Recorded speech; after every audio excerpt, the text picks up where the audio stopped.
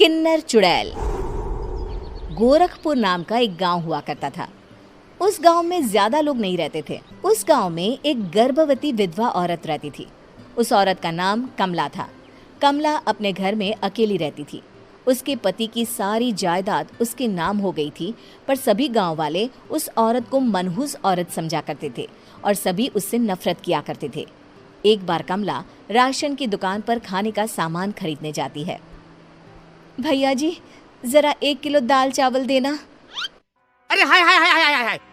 अरे मनहूस औरत, मेरी दुकान में अपशुगन करवाने आ गई क्या? हैं? चल जा यहाँ से। मैं कुछ नहीं देने वाला हूँ तुझे। भाग भाग यहाँ से, चल जा, निकल। भैया जी, ऐसा मत कहिए। मैं गर्भवती हूँ, मुझे खाने की बहुत जरूरत है। मुझे खाना दे दीजिए। दुकानदार कमला को वहां से धक्के मारकर भगा देता है।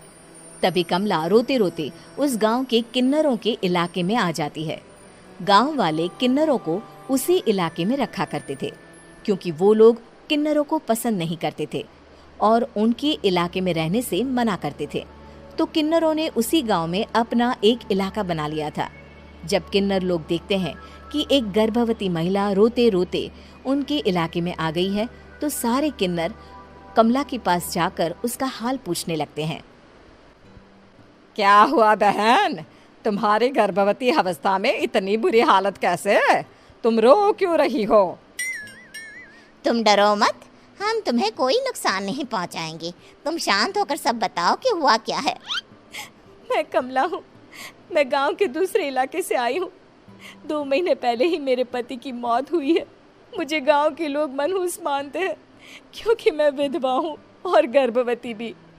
वहाँ के लोग मुझे खाने के लिए कुछ बेचने के लिए भी तैयार नहीं, जिससे मेरा गुजारा नहीं हो रहा था। कोई बात नहीं कमला, हम तुम्हारा ख्याल रखेंगे। किन्नर लोग कमला को एक खाली घर में रहने के लिए जगह दे देते हैं और उसकी देखभाल भी करते हैं।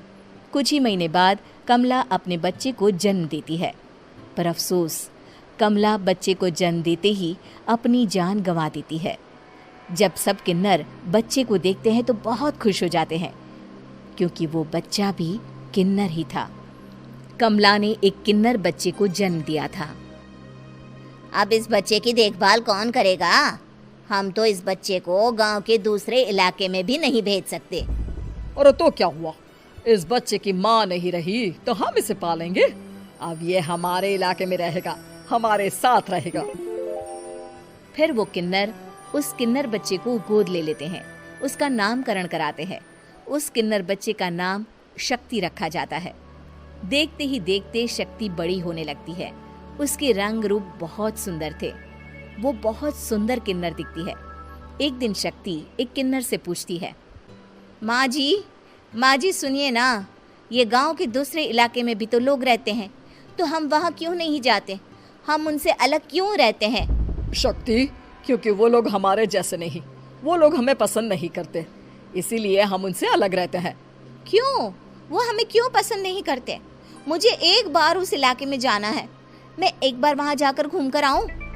शक्ति, खबरदार, जो तू उस इलाके में कभी भी गई तो अपनी जान नहीं गंवाना चाहती तो उस इलाके में कभी कदम भी नहीं रखेगी, समझी? इतना कहकर वो किन्नर वहाँ से चली जाती है। शक्ति उस किन्नर की बात सुनकर बहुत रोती है। माँ जी, ऐसा कैसे कह सकती हैं? उन्होंने इतनी सी बात के लिए मुझे इतना डांटा। अब तो मैं उस इलाके में ज़रूर जाऊंगी। फिर एक दिन शक्ति गांव के दूसरे इलाके में चुपके से जाती है। ये लोग तो हमारे जैसे ही इंसान हैं, तो ये हमसे नफरत क्यों करते हैं? जब शक्ति उस इलाके में पहुंचती है तो गांव के सारे आदमी उसके रूप से मोहित हो जाते हैं। वो लोग ये अंदाज़ा नहीं लगा पाते कि वो किन्नर है। शक्ति की सुंदरता देखकर सारे गांव वाले उसकी तारीफ करने लगते हैं। तभी गांव का चक्कर लगाने गांव के जमींदार का बेटा हर्ष वहां पहुंचता है। हर्ष भी दिखने में बहुत सुंदर होता है। जब हर्ष ने शक्ति को देखा तो वो भी उससे मोहित हो गया, और जब शक्ति की नज़र हर्ष पर पड़ी तो वो हर्ष को देखकर मोहित हो गई। आपको पहले कभी इस गांव में देखा नहीं। इस गांव में आप नए हैं क्या? जी नहीं, वो मैं बस। तभी शक्ति बोलते बोलते रुक जाती है और मन में सोचने लगती है, अगर मैंने इनको बता दिया कि मैं दूसरे इलाके से आई हूँ तो वो समझ जाएंगे कि मैं किन्नर हूँ, इसलिए मुझे इनसे झूठ ही बोलना पड़ेगा। शक्ति हर्ष को कहती है, जी हाँ, मैं इस गांव में नई आई हूँ, यहाँ अकेली रहती हूँ। वैसे आप कौन है? आप भी इसी गांव में रहते हैं? जी हाँ, मैं इस गांव के जमींदार का बेटा हूँ। आपको किसी भी चीज की जरूरत पड़े तो आप मुझे बता देना, मुझे अच्छा लगेगा।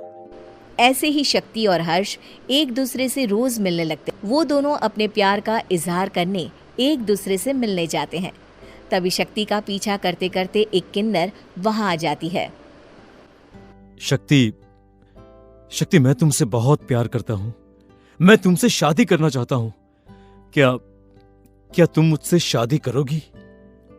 हाँ हर्ष, मैं तुमसे शादी करूँगी, पर मैं तुमको अपने बारे में एक सच्चाई बताना चाहती हूँ जो मैंने तुमसे छुपा कर रखी है।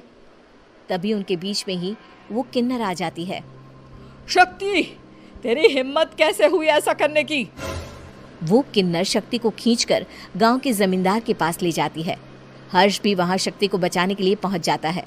जमींदार शक्ति और हर्ष के प्यार के बारे में सुनकर गुस्से में आ जाता है और शक्ति को गांव के बाहर निकालने की सजा देता है। शक्ति ये बात सहन नहीं कर पाती और कुएं में कूदकर अपनी जान दे देती है। जमींदार हर्ष की शादी गांव की एक लड़की से करवा देता है, पर हर्ष इस शादी से खुश नहीं होता। शक्ति अपना बदला लेने के लिए मरने के बाद किन्नर चुड़ैल बन जाती है।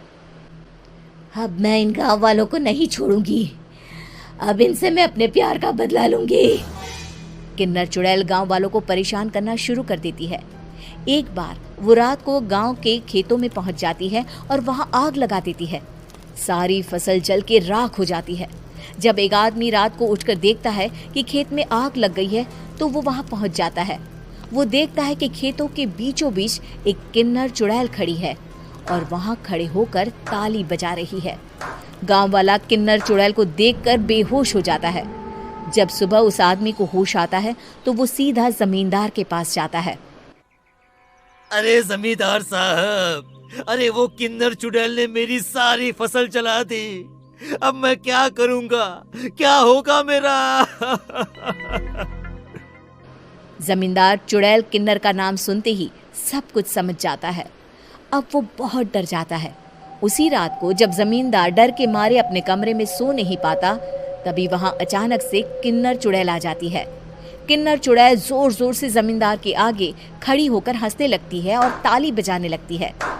जमींदार उस डरावनी किन्नर चुड़ैल को देखकर बहुत डर जाता है।